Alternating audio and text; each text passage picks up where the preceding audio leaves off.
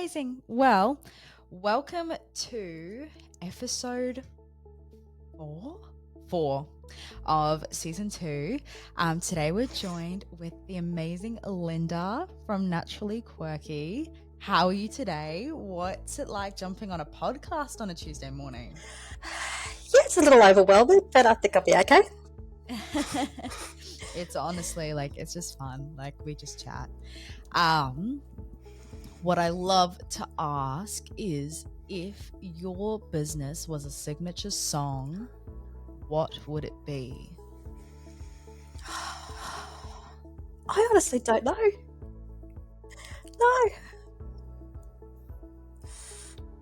No, nothing's coming to me. No, great. It's fine. I love to ask it because I think I've gotten some really left field responses, and I think it's so much fun. But yeah, great. Let's just jump into our questions then. So if we were to go back to the beginning, what drew you into soap making? When did it start? When did it start feeling like a hobby? Start feeling more than just a hobby? Tell us your story. Yeah. Well, it was actually a whole convoluted. Basically, I was written off by the medical system. I was diagnosed with chronic fatigue. Started looking into natural therapies. From there, I started studying naturopathy, and it was just a step-by-step learning about the chemicals that we're constantly in contact with, and then putting those together. I had always suffered horrible skin. I'm still working through that, and it was just a process of just wanting to create my own things where I had control of what was going on my skin. So yeah, it went from there, and like a lot of soap makers say, it's an addictive hobby. And once you start, you're just constantly making, and then you need to make some money to cover the ingredients. Yeah. So yeah, it just went on from there. Amazing. So was there a challenge or turning point really early on that kind of shaped the trajectory and approach of your business now? I think it was more a case of slow down and focus on a couple of things. I can't make everything at once. I can't do everything that comes to mind. I just need to start small, focus on little things, perfect what I've got, and then slowly expand. Yeah, great. So I guess you were talking about your own personal struggles around it, and how that kind of led you into soap making. Has that made you more conscious on the way that you produce things? And what has that done in terms of when you're going and I guess looking at just I'm gonna say almost common products? What's your kind of opinion? I think I look to keep things as simple as I can. I also love that Australian law allows us to use common English names instead of all the chemical names in our labeling. Yeah. It makes it much easier for customers to know what they're putting on their skin. That's what I love. I hate researching what all of those chemicals are just to find out that they are simple things. So keep it nice and easy for my customers. I like to keep things as simple as I can. It makes it much easier to work out when anyone has sensitivities. Yeah, okay. Interesting. So how do you keep your brand feeling personal and true to who you are and not getting, I guess, taken away with what the trends are or what the crowd's kind of saying? I think I have in a little bit. I do watch the trends and that, but I've found my niche, my customers return. So I try and just keep things simple for them. I know what they like. I do work with some different things when I'm asked about it, but generally I'll just stick with what I know works. Yeah, okay. So can you speak into like understanding your niche? How was that process for you? People like myself looking for natural, simple products that aren't full of heavy chemicals. They can easily understand what's gone into things. Yeah, okay. Um, what's your creative process like? So do you follow a routine, or are you just like a more spontaneous sort of creator? I tend to go through phases. I am routine. I have my set ways of doing things, but I'll go through phases where I won't do anything for weeks. And then suddenly I'm focused on doing one thing and I'm smashing out lots of batches of different, so lots of soaps all in one hit, or it's lots of lotion bars all in one hit. And I go through those phases. So what's the like creativity in them through that? Like, do you just find it as like you're very, you just do it, or is it more just like a creative love that's kind of manifested through that? It's my outlet. That's my time, my space. I am quite creative. I like doing things that are different and a bit of fun. That's where the whole quirky came into it. Just having a little bit of fun with things, and it's my outlet for creativity. Great. Do you wanna unpack like the name of your brand? Like, how did that evolve? Naturally Quirky. Basically, it's just having fun with a natural product. Yeah, so cool. So that's kind of what it came down to. I want something that's a little different, a little bit fun, but keeping it as natural as possible. Yeah, great. So you recently had a stall at Mind Body Spirit Festival. How was that experience for you? It was good fun. Yeah. It was a big event. There was a lot of work that went into it. Just the lead up, making sure I had enough ready, the setup, and it was huge 3 days, but it was good fun. Got to meet a lot of people and have a chat, and stall holders, customers. It was a good opportunity to get my product out there to a lot of new people. Yeah, it's a very it's a very drastic event. But it's it's very. Did you have good experience in terms of like being able to sell your products well, or like was it just like a networking situation? It was a bit of both. There was plenty of networking, plenty of chatting to other makers, buyers, but lots of little sales as well. So, and many that have come back. So that's always the positive. Yeah, so cool. What is one piece of advice that you wish you knew starting out? It's not a quick income stream. Soap making takes a lot of trial and error. There's a lot to learn. There's a lot that could go wrong. There's a lot of expense that goes into it. You will throw product out. And there's a lot of legalities behind it. So there's plenty of research to be done before you really jump into it. But it's good fun that's addictive when you get into it. So how would you, I guess, like say to someone that's navigating that, like almost that feeling of like defeat, because it's like, it's a slow process and everything like that. What would you say to them in terms of that sort of thing? Know what it is you want. What do you want? Where do you want to go? Don't set the bar too high. Take your time, get to know your demographic, those around you. What do they want? And slowly build yourself from there. Yeah. I've seen plenty of people that have gone full on. They've bought all the molds, all the ingredients, making tons of products, and within a year they're gone. It's a slow build-up process. Yeah, it's something that it's like you've got to understand your niche, understand your products, and understand like your why behind it as well. Can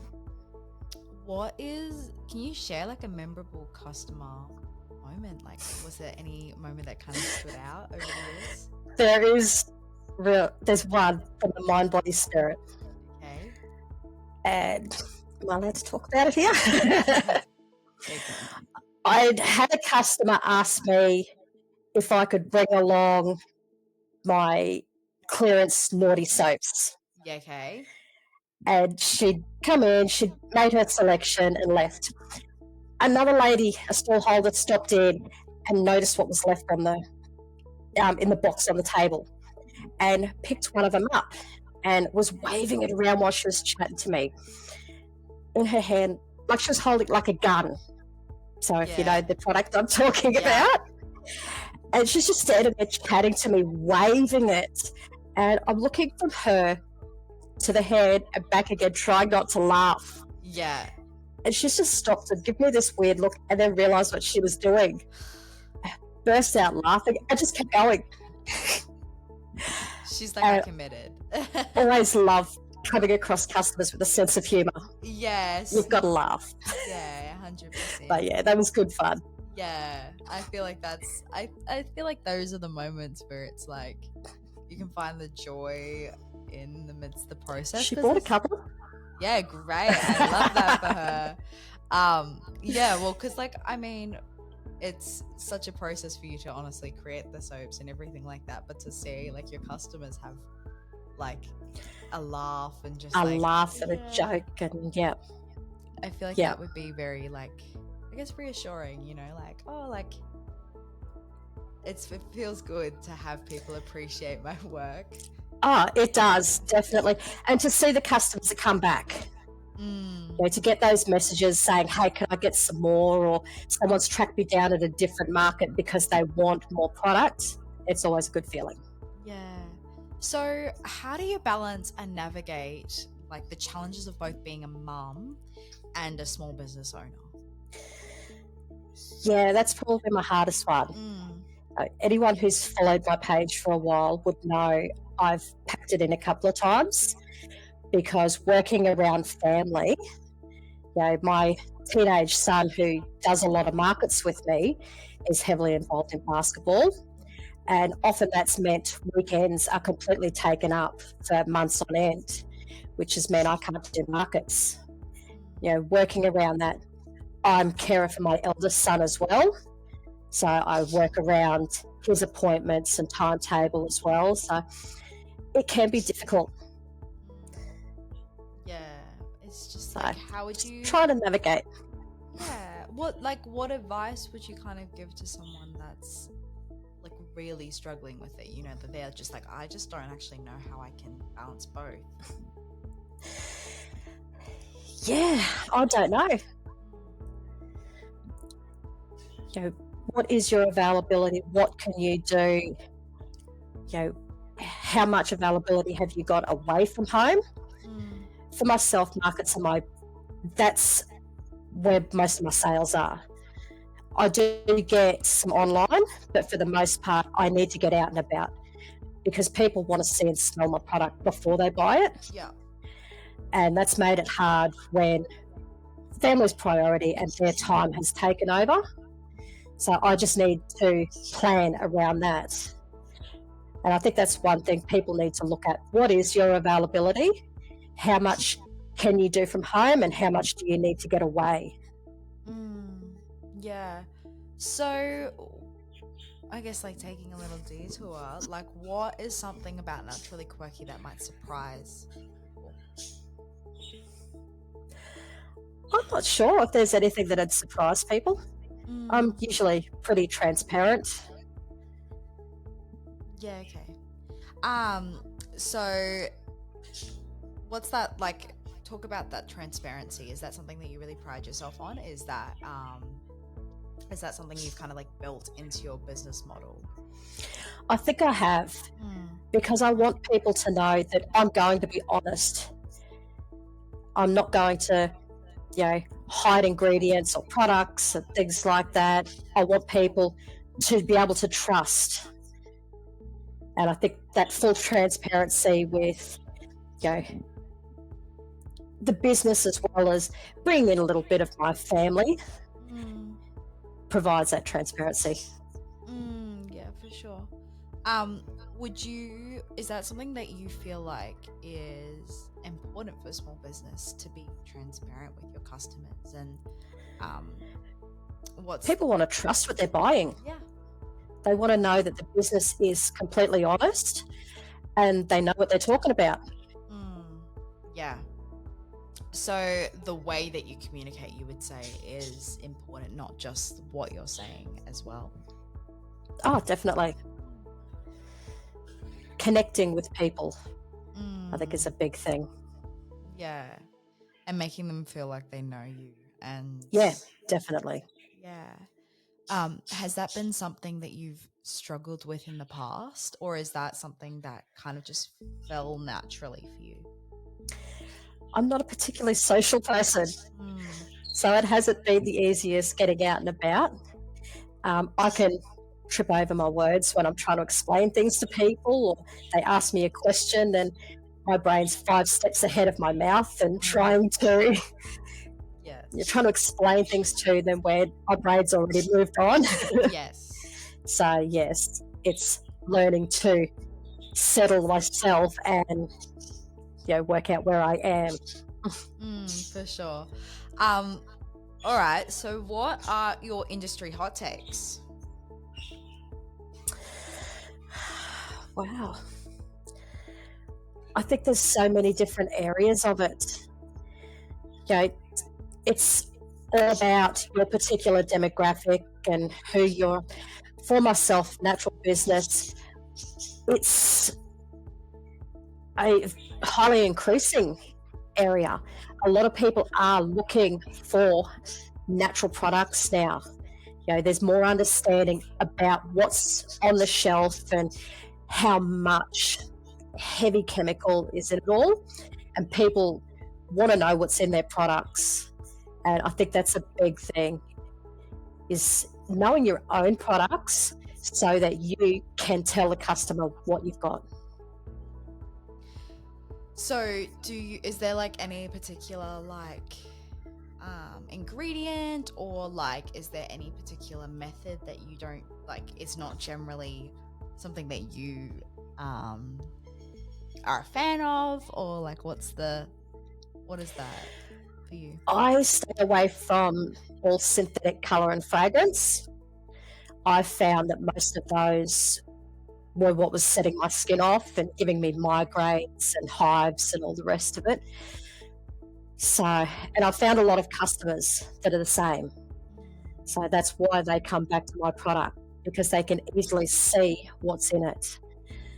So just keeping things simple, staying away from synthetics as much as possible. But the fragrance is the big one. Yeah, okay. So do you use essential oil? Yep. Yeah.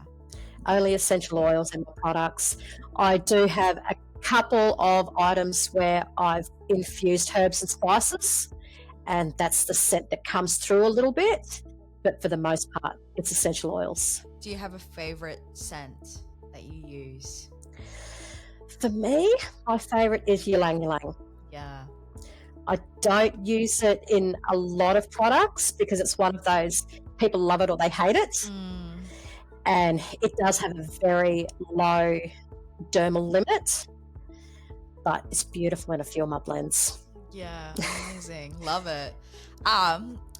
What's a highlight about being in small business? What do you love about being in small business? Oh, being able to share my creations, coming up with something that's all mine and unique, and being able to share it with people. Yeah. What about the community, like the small business community? Is that like in terms of markets and that sort of thing? What's like a highlight in that space? I love getting to see other people's creations. Mm. I tend to stick to those markets that are handcrafts, and I can generally spend more than I make because I wander around and I love checking out what other people have got and buying other creations, and it's good fun getting to know other people and what goes into their work. For sure. So looking ahead, what's something you're really excited to explore or grow in for your biz? I would love to be able to teach. I don't have the facilities now, kind of a little squashed into this place, and I do all my work from home. But I'd love to be in a position where I could teach people how to make. I'd love to teach them how to create their own recipes, all the safety behind it. Yeah, awesome. Down the track somewhere. Oh yeah. Well, definitely add it to the 5-year plan. Like, you know, definitely. We're getting close to the lotto win. Yeah, 100%. Add it for like before 2030. That's like the marker. Yeah, that's awesome. Definitely. Amazing. Do you have any final thoughts or final notes before we wrap up this episode? No, not really. No, great. Well, it was such a pleasure to chat. Yeah, it's such a cool thing to be able to talk about your small business journey and the way that it's been good fun. Yeah, looking at like natural products and the passion that has for you. It's been a blast, but I'm gonna do our quick little outro and then but thank you for joining episode 4. We loved having you. Thank you. And we'll see. Let us know what you want to hear. Let us know what you want to see, but we'll see you next time. That's Talk Small Business to Me. See you next time.